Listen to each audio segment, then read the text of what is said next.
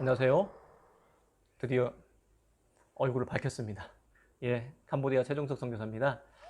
오늘 드디어 교회에 갔다 왔습니다. 그동안 한 5개월 만에 처음으로 교인들을 만나고 왔습니다. 왜 그러냐면 섬에 못 들어갔거든요. 코로나 때문에. 근데 정부에서 예배 허가가 떨어져서 오늘 처음으로 교회 건물에서 교인들과 함께 예배했습니다. 너무 감사한 하루였습니다. 그리고 섬에서 오랜만에 밥을 먹고 교회 근처에 있는 섬에 있는 식당인데 그곳에서 밥을 먹다가 오늘 마지막으로 선교하고 싶은 사람들, 포스트 코로나 시대와 선교라는 제목을 가지고 영상을 마지막으로 찍어야겠다는 생각이 들었습니다. 그래서 그곳에서 그동안 생각했던 거, 몇 개월 전부터 포스트 코로나 시대 하면 어떠한 단어가 제 마음속에 많이 들어왔었냐면 팽창 그리고 수축이었습니다. 그래서 오늘 그 주제를 가지고 그냥 막 영상을 찍고 싶어서 그 아름다운 환경에서 자연에서 찍다가 집에 돌아왔습니다. 모기가 너무 많아서 도저히 영상을 찍을 수가 없었습니다. 그래서 오늘 그 안에서 다시 한번 돌아오면서 또 생각했던 건 뭐냐면 팽창과 수축이라는 단어는 여전히 포스트 코로나 시대에 우리가 한 번쯤, 아니 두 번쯤, 세 번쯤 생각해 봐야 할 단어입니다. 팽창 그리고 수축이라는 이 두 개의 단어 때문에 한국 교회와 또 한국 선교가 잘못된 방향으로도 방향을 틀었겠다는 생각을 해보았습니다. 그리고 앞으로도 이 두 개의 단어를 좀 깊게 생각해 보면 그동안에 좀 우리가 방향이 틀어졌던 부분들을 좀 이렇게 바로잡을 수 있는 그러한 단어가 바로 팽창과 수축이라는 그런 단어라고 생각을 했습니다. 앞으로는 세계 곳곳에 팽창되어 전달될 단어가 있습니다. 그것이 바로 수축입니다. 세상 곳곳에 팽창되어서 전달될 단어가 바로 수축이라는 단어입니다. 코로나19가 그동안 감춰놓았던 단어, 그것을 우리에게 보여줬습니다. 그게 뭔지 아십니까? 팽창이라는 단어입니다. 그동안 발견되지 않았던 숨어 있었던 이 단어를 코로나19가 확 밖으로 보여준 것입니다. 2008년도 제가 처음에 선교지로 나올 때 2008년도 그 해 겨울은 너무 추웠습니다. 한국 경제가 너무 힘들어졌고요. 세계 경제가 힘들어졌고 그때부터 세계 경제가 팽창에서 수축으로 방향이 바뀌어졌다고 학자들은 얘기를 합니다. 그때부터 우리는 계속 지금 수축되어 가는 시대에 어떤 분은 거기에 맞춰서 지금 선교를 해왔을 것이며 수축되어 가는 사이에서 무리하게 팽창 선교를 해왔던 교회와 선교지가 있을 수도 있다고 생각을 해보았습니다. 팽창이라는 이 단어는 인간의 욕망을 내포하는 것 같습니다. 코로나19가 인간의 욕망을 내포하는 팽창이라는 풍선에서 바람을 더 빨리 뺐습니다. 인간은 계속 팽창이라는 풍선을 불고 있었는데 바람이 한쪽에서 계속 불고 빠지고 있었는데 우리는 계속 불고만 있었습니다. 그런데 이제는 코로나19 때문에 불 힘도 빠졌습니다. 불 힘도 없어졌습니다. 그래서 코로나19가 숨겨져 있던 팽창이라는 단어를 우리에게 보여줬고 수축이라는 단어를 우리 가까이다가 딱 갖다 놓았다는 것입니다. 그래서 지난 500년의 역사를, 인류 역사를 보면 계속 인간들은 팽창이라는 풍선을 불고 있었습니다. 근데 이 코로나로 인해서 풍선의 바람이 쭉쭉쭉 빠지고 풍선을 불고 있던 인간의 힘도 이제는 빠지는 그런 상황까지 온 것입니다. 그동안에 경제도 팽창, 교육도 팽창을 위해서 해왔고 종교도 팽창을 위해서 지금까지 달려온 것으로 우리는 생각합니다. 그래서 이 코로나19가 세상 곳곳에 들어있는 모든 분야에 들어있는 팽창이라는 단어를 빨리 꺼내서 지금 수축이라는 단어를 우리 곁에 갖다 놓았습니다. 왜요? 빨리 준비하라고. 근데 이 단어를 하나님께서 우리에게 살짝 갖다 놓은 단어라고 저는 생각을 합니다. 교회에서, 선교지에서, 그리고 우리 삶의 현장에서 크리스찬으로서 우리가 그동안 하나님을 만나는 목적이, 선교하는 목적이, 교회를 섬기는 목적이 팽창을 위해서 아니었다면 그분은 지금 이 수축 사이에 걱정할 필요가 없을 거라고 저는 생각을 합니다. 제가 이렇게 팽창, 수축 고민을 해오다가 지난달에 어떤 모임에서 책을 한 권 소개를 받고 읽었는데 깜짝 놀랐어요. 그 책 이름이 수축 사유입니다. 제가 고민했던 그 내용이 그 책 안에 다 들어있어요. 2019년도에 아주 유명했던 책이더라고요. 저 선교지에 있을 때 이미 한국에서는 이미 베스트셀러가 된 책이더라고요. 그 저자 홍성국 씨가 책 겉표지에 이렇게 써 있습니다. 이렇게 써놨습니다. 성장 신화를 버려야 미래가 보인다. 포스트 코로나 시대가 보인다. 포스트 코로나 시대, 코로나19 이전의 사람인데, 이전의 책인데 그분이 그렇게 얘기합니다. 성장 신화를 버려야 미래가 보인다. 저성장 시대는 이미 시작되었고요.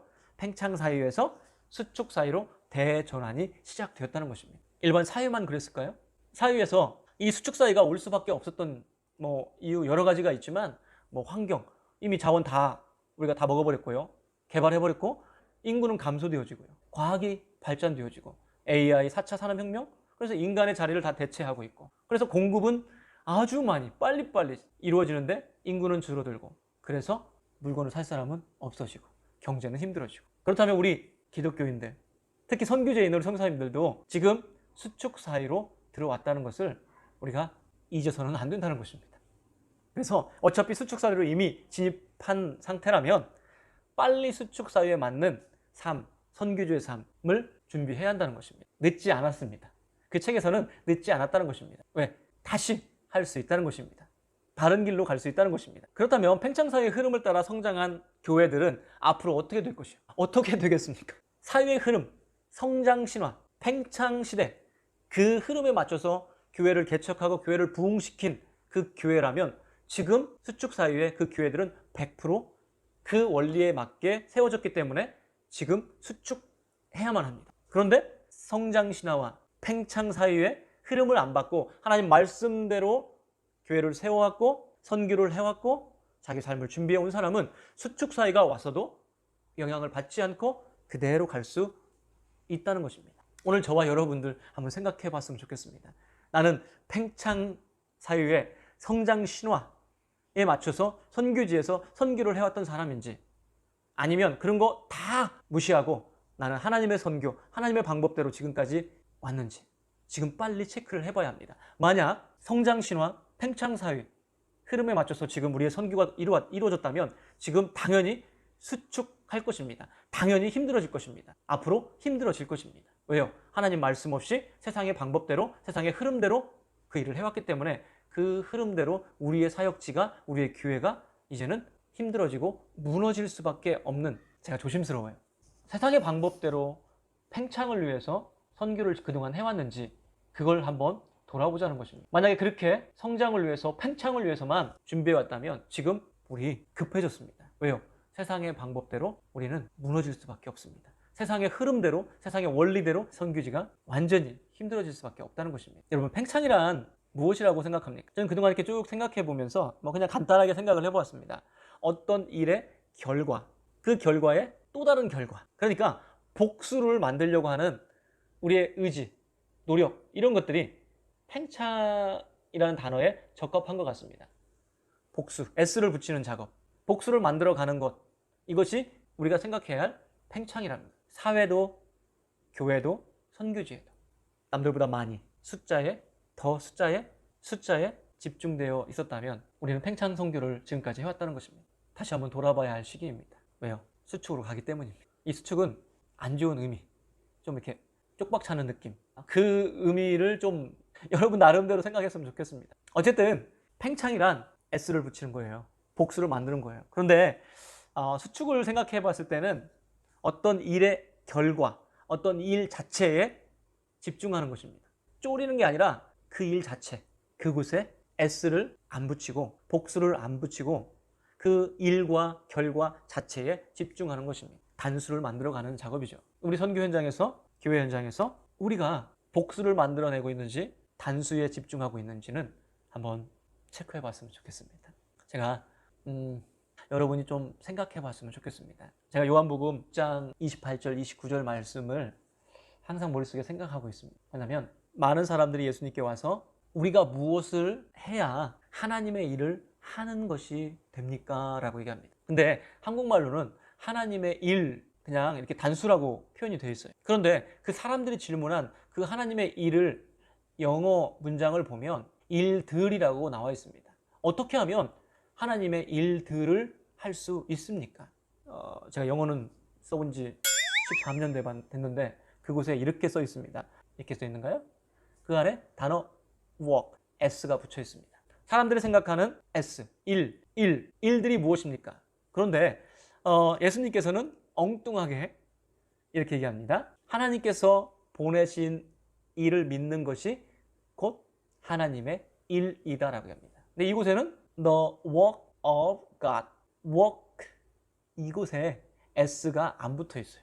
사람들은 계속 S를 붙여서 이것도 하고 이것도 하고 이것도 하고 뭔가 많이 복수를 만들어내면 하나님이 기뻐하실 거라고 생각합니다.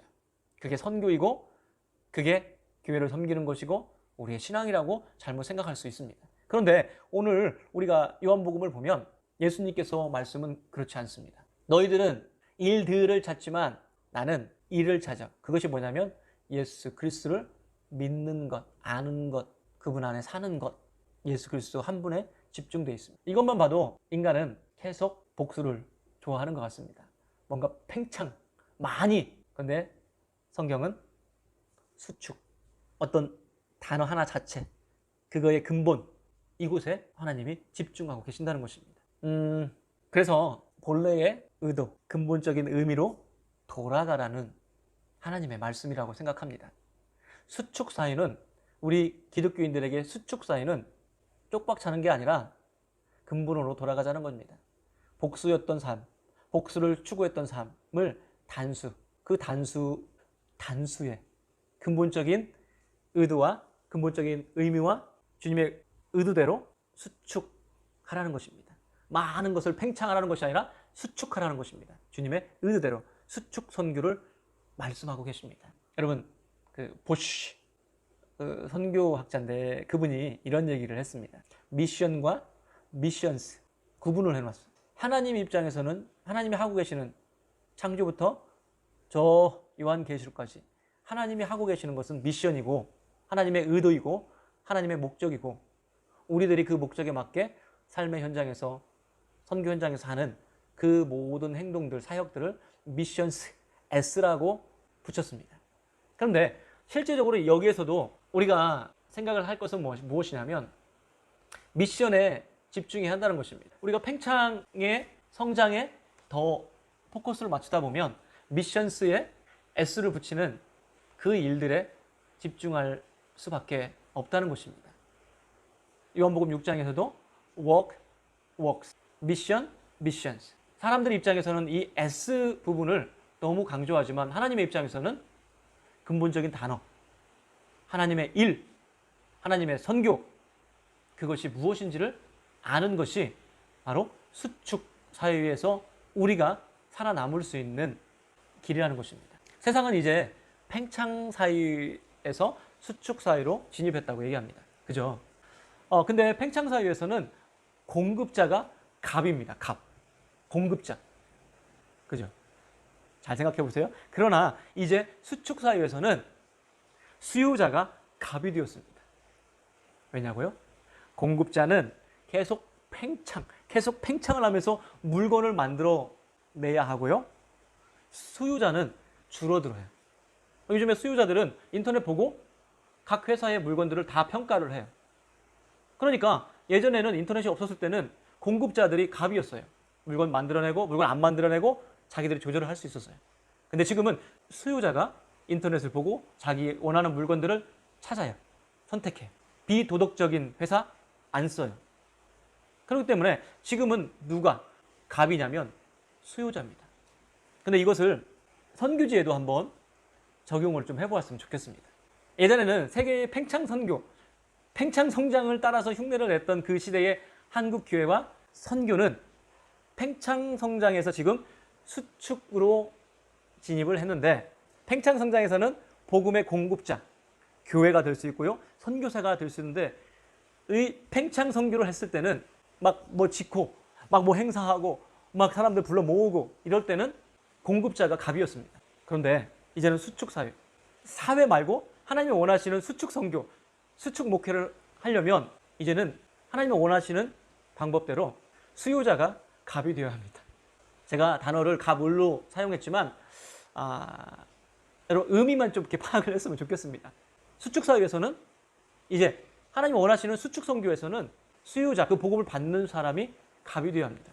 그들을 섬기고 그들 하나하나에 집중해야 합니다. 사람들 많이 모아놓고 물건 막 나누고, 그래서 내가 서로 받으려고 선교사한테 더 잘 보이고 선교사가 갑이 되어지고, 그게 아니라 이제는 그 팽창이 아니라 한 사람 한 사람을 찾아가서 한 사람 한 사람이 소중함을 알고, 이제는 우리가 그 복음을 받는 그 사람이, 수요자가 이제는 갑이 되어지는, 그리고 선교사는 을이 되어지는. 지금은 수요자는 인구 감소로 계속 줄어들고 있습니다. 선교지에서 시골에 있는 청년들도 인구도 다 도시로 갑니다. 그리고 시골에 있던 아이들도 핸드폰 가지고 스마트폰 가지고 다 집으로 들어가 있습니다. 예전에는 물건 하나 보이면 다 몰려들었는데 이제는 우리가 집에 찾아가서 그들을 만나야 하는 시기가 왔습니다. 그래서 수요자가 자연스럽게 갑이 되는 교회와 선교지가 되었다는 것입니다. 아니, 우리의 마음도 그렇게 생각을 했으면 좋겠습니다. 그들을 섬기고 그들을 소중히 여기고, 물건으로 그들을 불러 모으는 것이 아니라 복음으로 그들을 세우고, 한 영혼 한 영혼 소중함, 이런 마음을 가지고 그들을 우리보다 더 낮게 여기라는 것입니다. 그게 바로 수축사회가 왔는데, 수축 선교에도 우리가 적용하고 나아갔으면 좋겠습니다. 여러분, 선교지에서 빨리 결정을 지금 해야 할 것 같습니다. 저도 그러고요. 만약 과거 팽창사회 성장주의 영향으로 팽창 선교를 왔다고 느꼈다면 지금 수축사회로 진입했을 때 선교지를 빨리 지금 정비해야 할 때입니다. 과감하게 정비해야 할 때입니다. 복수였던 건 빨리 S 떼버리고 단수에 집중해야 합니다. 그 자체에 집중해야 하고, 많은 사람들이 아니라 한 영혼 한 영혼에 집중하는 그 시기가 왔다는 것입니다. 그리고 이제 선교지에 막 도착하신 분들이 계시다면 여러분은 수축사회, 수축선교에 들어와 있어야 합니다. 그래서 거기에 맞게 선교의 방향을 하나님 말씀 안에서 잘 잡아갔으면 좋겠다는 생각이 듭니다. 그리고 사람들에게 집중하는 것보다는 사람에게 집중하는 수축선교를 해야 하고요. 하나님의 일들, 미션스에 집중하기보다는 하나님의 일, 하나님의 선교에 더 집중하고 더 관심 갖는 우리의 모습이 있어야 하고, 혼자 팽창하기보다는, 혼자 무언가를 많이 만들어내기보다는 수축, 성령 안으로 들어와서 성령님께 인도함 받고, 나만의 넓은 꿈을 위해서 그 꿈을 펼치기 위해서 선교지에서 팽창하는 것이 아니라 이제는 동료들과 함께 작은 꿈이라도 함께 이루어가는 그러한 시대가 왔다는 것입니다. 이 수축사회에 맞는 수축선교입니다. 아니, 하나님께서 우리에게 지금 원하고 계시는 선교라고 저는 생각을 합니다. 제가 여기 뒤에 보면, 저기 뒤에 있죠, 캄보디아 2008년도에 와서 지금까지 일기를 쓰고 있습니다. 도착한 날부터 오늘까지, 오늘도 일기를 쓸 거예요. 거기에 계속 글을 적어왔습니다. 그래서 저걸 매년마다 한 권의 책으로 만들어서 지금 12권의 책, 지난주까지 12권의 책이 만들어졌습니다. 저 내용 중에 한 부분을 잡아서 제가 선교 편지를 씁니다. 선교 편지를 쓸 때 저는 지금까지 이거 하고 라는 선교 편지를 거의 써본 적이 없는 것 같아요. 선교 편지를 무엇에 포커스를 맞췄냐면 사람에게 포커스를 맞췄습니다. 그러니까 선교 편지를 사람들의 이야기에 그냥 집중해서 그 글을, 선교 편지를 지금까지 12년, 13년 동안 보내왔습니다. 사역에 맞춰서 선교 편지를 쓰는 분의 어려움을 제가 알아요. 지난달에 썼던 내용 또 쓸 수가 없어요. 왜? 사역은 다 똑같기 때문에요. 그런데 제가 힌트를, 선배들한테 조금 힌트를 얻은 게 그때 그거였어요. 사람에게 집중해서 쓰면 사람은 매일매일 바뀌고, 사람은 매일매일 속썩이고, 사람은 매일매일 기쁨을 만들어내고, 사람은 매일매일 변화하기 때문에 그 사람, 하나님 앞에서 이 사람이 어떻게 변하고 하나님 앞에서 어떻게 살아가는지에 포커스를 맞춰서 그 이야기를 선교 편지로 보냈습니다. 그러면서 하나님이 저에게 주셨던 마음이 뭐였냐면, 선교는 사역이 아니라, 그냥 제가 혼자 만든 말인데요, 사람이라, 선교는 사역이 아니라 사랑이다, 이렇게 생각을 하고 지금까지 달려왔습니다. 그래서 선교는 사람이고 사랑이고, 그러다 보니까 선교 편지를 사역 위주로 쓸 수가 없는 게 뭐냐면 사랑했던 내용과 사람에 관해서밖에 쓸 수가 없었습니다. 근데 이건 제일 힘들어요. 왜 그러냐면 눈에 안 보이는 것이 제일 중요한데, 눈에 안 보이는 것을 그들에게 설명하는 것이 되게 힘들어요. 사랑했던 거.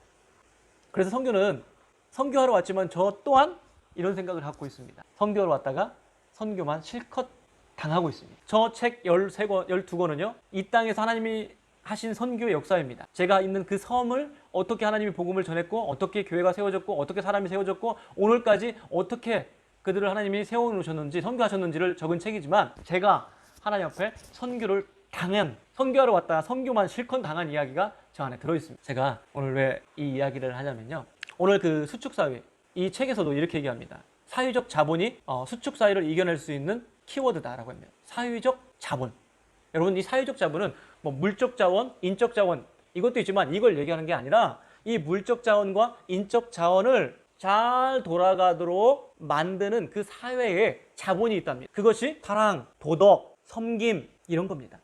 진짜 성숙한 나라는 이 사회적 자본, 이 기본적인 것이 있을 때 인적 자본과 물질적 자본을 가지고 그 나라가 행복하게 살 수 있다는 것입니다. 의외로 이 책은 그걸 강조하고 있습니다. 기본이 있는 나라, 공감하는 나라, 백성들, 이것이 사회적 자본 중에 키워드라는 것입니다. 오늘 우리가 선교지에서 있을 때 제가 항상 강구하고 항상 바라는 건 저 정말 부족하거든요. 그런데 그걸 찾고 있습니다. 공감하는 거.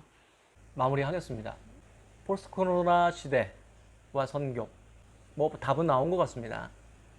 팽창을 위한 성장 위주의 선교를 지금까지 해왔다면 지금 빨리 우리 자신을 돌아보고 어느 부분을 어떻게 수정하고 어떻게 변화시켜야 하는지 우리가 빨리 찾아야 하는 것이고요.